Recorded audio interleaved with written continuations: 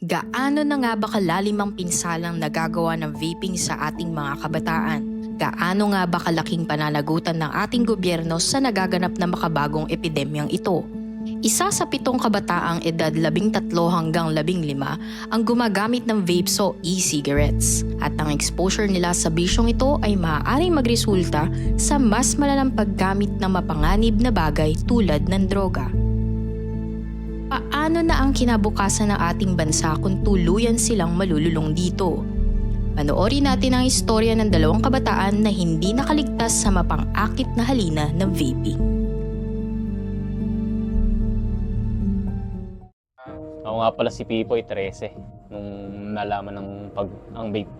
Ngayon, 17 na ako, nilubayan ko rin. Dahil siguro sa mga balita na masama daw ito sa katawan.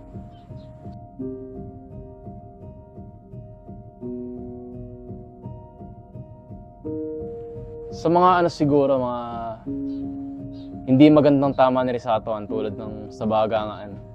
Dahil ngayon, nag-gym ako eh. Kumbaga, ayoko maging mahina o mabilis singalin. Ang pangarap ko talaga yun, maging PBA player. Kaya siguro nilabayan ko yung pag-vape. Dahil yung epekto nga na sabi nila, hindi raw tatangkad, ganun. Kaya ito nilabayan ko.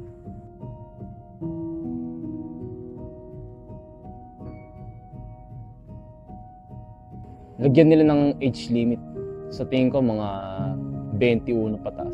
Kasi yung mga ganong edad na 18, 19, wala pang magiging trabaho yan dahil mga nag-aaral pa lang yan.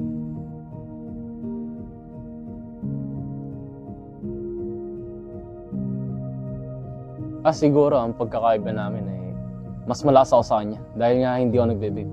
Nung nilubayan ko rin, naisipan kong gym na lang ang maging bisyo ko dahil makatulong sa katawan ko. Mapapaganda ni rin katawan ko. Kasi mas murang pag-gym kaysa bumili ng vape. Tsaka yung mga pwede mong gamitin na pambiling vape, ilaan mo lang sa pagbili ng supplement para matulungan mo yung katawan mo.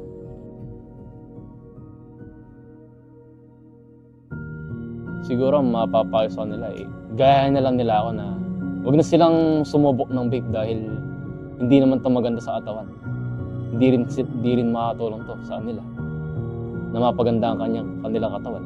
Huwag na kayong mag-vape, mag-gym na lang kayo. Yun lang, nakita nyo na may katawan ko. Huwag nating hayaan na ang ating mga kabataan ay tuluyang malulong sa bisyong ito.